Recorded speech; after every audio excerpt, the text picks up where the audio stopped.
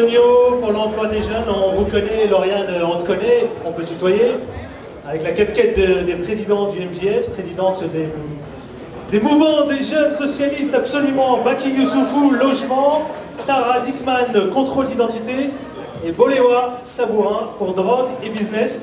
Alors, je vais vous donner la parole pour la partie impact pour des générations engagées dans la lutte contre les fléaux qui touchent les plus jeunes. Et je donne la parole à Lauriane Dogno.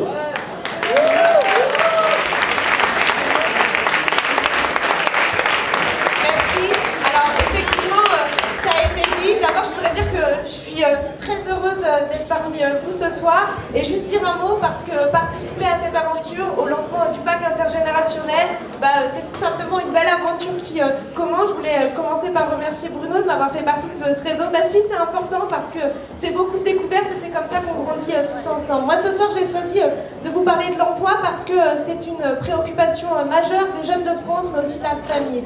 Aujourd'hui, ce sont tous les lycéens de notre pays, les étudiants, les jeunes actifs, les jeunes qui habitent dans le milieu rural, dans nos quartiers populaires ou les centres-villes, qui ont une préoccupation commune, la question de l'emploi. Alors, on a un problème en France parce qu'on dit aux jeunes qu'il faut travailler à l'école. Alors, on travaille à l'école, on nous dit derrière que vous comprenez, il va falloir faire des stages, alors on fait des stages, et puis après, on nous dit vous avez toujours pas assez d'expérience, donc il va falloir faire des intérims. Alors, on fait de l'intérim, et puis ensuite, on enchaîne CDD sur CDD, sauf que la promesse républicaine, elle n'est pas au rendez-vous. Cette histoire, c'est celle de millions de jeunes aujourd'hui en France, et c'est notamment celle d'une personne que j'ai rencontrée quand je travaillais dans les quartiers populaires. Cette jeune fille, elle s'appelle Naïma, elle a été à l'école, elle a travaillé dur, elle a fait ses devoirs dans une cuisine, dans une famille nombreuse, et elle a vraiment donné, voilà, pour pouvoir réussir à l'école. Elle a réussi à l'école, elle a été à l'université, elle a réussi à avoir un bac +3, aujourd'hui elle est caissière. Elle est caissière et elle bosse à mi-temps, à temps partiel, et elle a du mal à finir ses fins de mois. C'est pas Naïma qui a échoué, c'est la République qui a échoué parce qu'on n'a pas été en capacité de lui donner un travail. Cette histoire, c'est l'histoire d'un jeune actif sur 4 dans notre pays. C'est l'histoire d'un jeune garçon sur 2 dans nos quartiers populaires. Cette histoire, c'est l'histoire de la faillite de la République française, et c'est à ça qu'on a décidé de s'attaquer à travers ce pacte générationnel, parce que c'est pas parce qu'on est plus con que nos parents ou que nos grands-parents, c'est pas parce qu'on n'a pas assez d'expérience qu'on ne trouve pas de travail, c'est parce qu'il n'y a pas de travail en France. Alors, seule solution pour en faire en sorte que tous les jeunes de notre pays puissent avoir un travail, grandir dignement, construire leur famille et puis aller chercher leur petite part de bonheur dans ce pays et à travers le monde, il faut créer de l'emploi. C'est pour ça qu'on fait un certain nombre de propositions pour créer de l'emploi en France, pour traiter les jeunes salariés comme des salariés comme les autres et arrêter avec tous ces dispositifs qui traitent les jeunes comme un handicap ou un problème dans la société. C'est pour ça qu'on promet notamment, qu'on propose la création d'emplois d'avenir pour préparer la transition écologique de notre économie et préparer l'innovation sociale dans le secteur associatif, dans l'économie sociale et solidaire notamment. Voilà, merci de m'avoir écouté pour cette proposition. Merci à Lauriane Dogno. Il s'agissait évidemment du chapitre pour un plan Marshall sur l'emploi des jeunes. J'appelle tout de suite Baki Youssoufou pour le logement, pour l'obligation de louer aux jeunes à des conditions équitables et pour une action visant à fluidifier le marché de l'immobilier. Tu as 1 minute. Oui, bonjour. Mon cher Tara. Bonjour, je suis Baki Youssoufou, je suis président d'un syndicat étudiant, la Confédération étudiante, créée il y a 8 ans aujourd'hui, et qui avait pour objectif de mettre dans les universités des débats de société. Et c'est pourquoi nous avons rejoint, bien sûr, le groupe qui a réfléchi sur le pacte générationnel. Car aujourd'hui, notre ministre de l'Enseignement supérieur et l'État français dit viser 50% d'une classe d'âge à obtenir un diplôme d'enseignement supérieur. Or, chaque année, on rencontre 87% des étudiants qui ne peuvent pas accéder à un logement public. Aujourd'hui, la question d'accès au logement empêche à certains étudiants de pouvoir faire des choix d'enseignement supérieur car ils ne peuvent pas se loger. Et ces problèmes s'accumulent aujourd'hui dans notre pays. Or, on ne porte pas de réflexion de base sur ces problèmes. Alors, qu'est-ce qu'on propose dans le pacte générationnel? 2 choses. De construire dès aujourd'hui une réflexion de base sur des solutions innovantes, de long terme et surtout crédibles. Une des solutions, c'est bien sûr la construction, mais nous sommes sûrs que pour construire un logement accessible pour les handicapés et écologiquement crédible, on ne va pas le faire en 1 an. Donc d'abord de la construction. Et la deuxième chose, c'est l'accès au parc privé, parce que 87% des étudiants accèdent seulement au parc privé. Problème, les barrières sont énormes.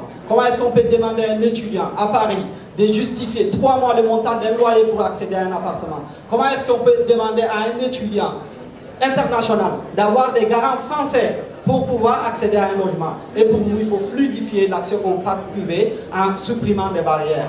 Entre autres aussi, diminuer les coûts.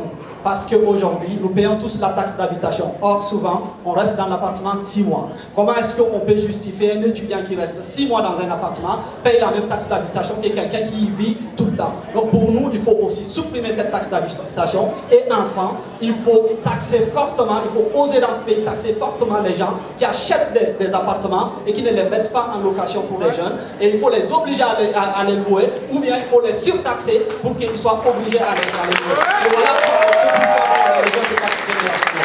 Merci à toi, Baki Youssoufou. J'appelle de suite Tara Dickman. Tara, tu as 1 minute. Alors toi, tu as...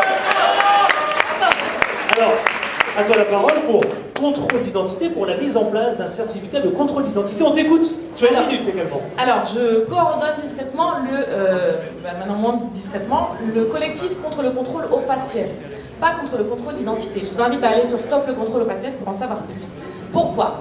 Le contrôle d'identité qui est motivé par l'apparence physique d'une personne, il est illégal, il est humiliant et il est surtout inefficace. Il est illégal parce que c'est une discrimination, il est humiliant pour les jeunes qui le subissent majoritairement, mais aussi pour les adultes qui le subissent ou qui voient leurs enfants traités comme des criminels a priori.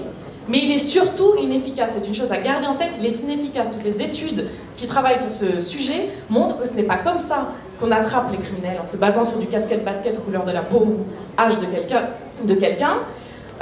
Il donne l'impression que la police ne sert à rien, qu'elle est incompétente et ou raciste, et que donc la police est un problème et non une solution.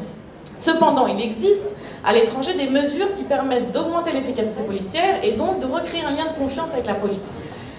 Parmi ces mesures, il y a le reçu du contrôle d'identité. Le reçu permet au policier de justifier sa démarche, au contrôlé de comprendre la démarche, de l'accepter ou non. C'est un petit bout de papier où il y a marqué l'heure, la date, le lieu, le contexte, le motif légal du contrôle et le résultat, sans suite ou pas. Et il permet de contester les contrôles ou dire qu'il y a trop de contrôles sans suite et que c'est un problème du service policier. Voilà. Cette mesure en elle-même, elle n'est pas suffisante quand elle est toute seule. Par contre, elle rentre dans une dynamique où on se rappelle que le service policier est un service public pour lequel on paye. On a le droit de demander qu'il soit efficace et qu'il soit respectueux de ses citoyens. Donc j'invite tous les candidats à la présidentielle à se poser la question de ce qu'est un service policier, à lire le rapport Police Minorité Visible publié par le CNRS et le CESDIP, à lire les études de ce qui a été fait à l'étranger et à replacer l'efficacité, le respect de tous les citoyens et l'importance de la confiance entre les citoyens et la police au cœur du débat pour qu'on ait une police efficace, respectueuse, égalitaire et qu'on ait cette capacité à protéger quand ça va pas. Merci beaucoup. Merci à toi. Tara Dickman. J'appelle de suite Boléoa, pardon, Samoa. Et on t'attend évidemment pour drogue et business, pour une révolution dans le traitement public de la drogue. On t'écoute, tu as 1 minute également. C'est sympa, je passe juste après Tara sur le contrôle au faciès et je fais les drogues. C'est con, hein. T'es en train de nous faire une vocation là. Moi, alors, je voulais juste parler justement de la dépénalisation et la légalisation. J'aurais rajouté ou l'hypocrisie française à la française. Faut savoir que, d'après l'Observatoire français des drogues et des toxicomanies, 12,4 millions de personnes ont déjà consommé de la drogue chez les entre 13 et 75 ans. Et il y a 1,2 million de consommateurs réguliers parmi ces 12 millions. Ce qui veut dire, et juste 1,2 million, c'est 10 joints par mois. Donc ça va.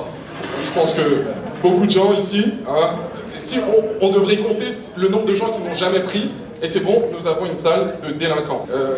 Délinquants, un an d'emprisonnement, 3 750 € d'amende. C'est une loi qui a été faite le 31 décembre 1970, et cette loi de la Saint-Sylvestre, qui fête une grosse fête, hein, n'a pas été revisitée depuis 40 ans.